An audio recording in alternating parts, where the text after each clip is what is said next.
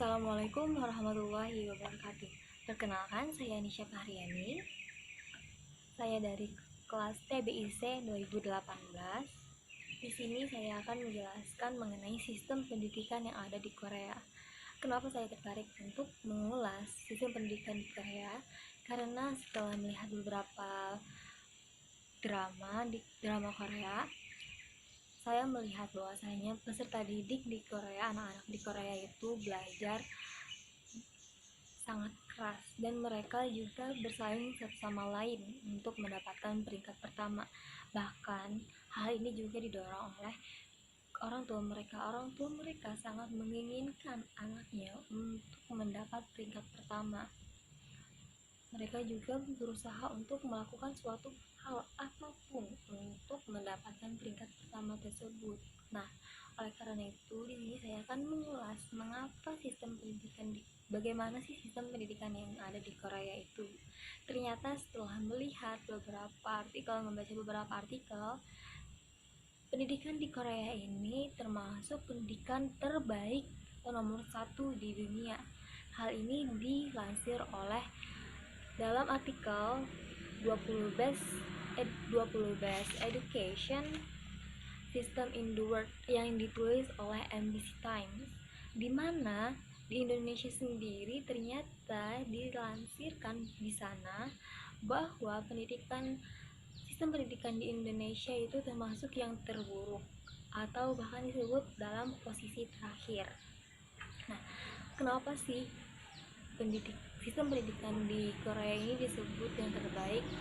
Nah, maka dari itu saya ingin mengetahui bagaimana sistem pendidikan tersebut.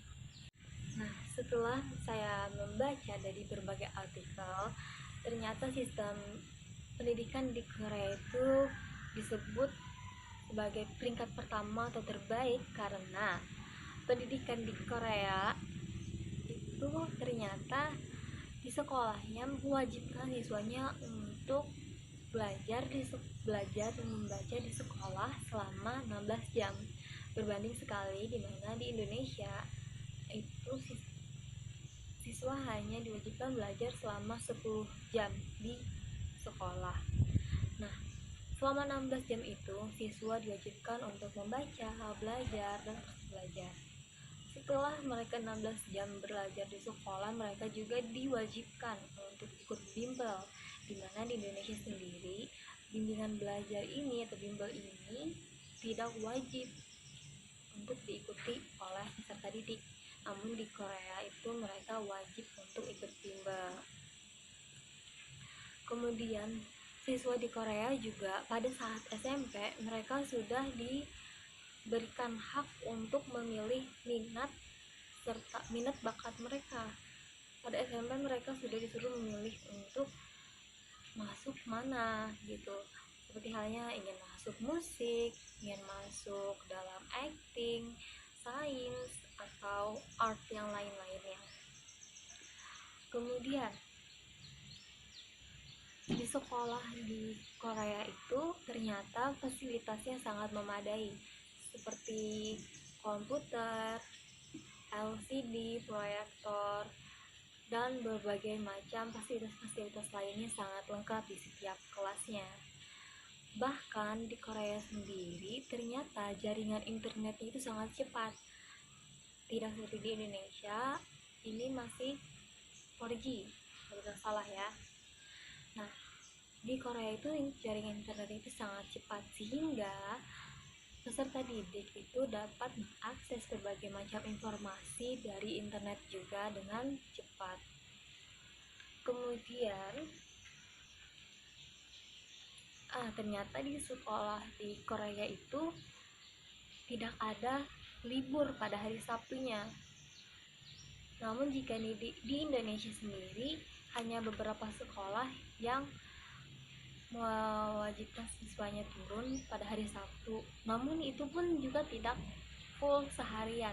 Di Korea berbeda sekali. Mereka dari Senin sampai Sabtu itu tetap full belajar selama 16 jam di sekolah, diikuti dengan bimbel-bimbel lainnya. Bahkan pada hari Minggu sendiri peserta didik juga datang untuk perpustakaan. Di sana itu sangat banyak perpustakaan dan peserta didik di sana banyak yang pada hari minggunya datang ke perpustakaan untuk belajar karena mereka belajar sendiri bahkan bersama teman-teman mereka. Kemudian satu hal yang sangat berperan penting yaitu guru. Guru di Korea itu ternyata sangat dijunjung tinggi. Tidak seperti di Indonesia, ada beberapa guru yang dianggap bukan pahlawan tanpa tanda jasa.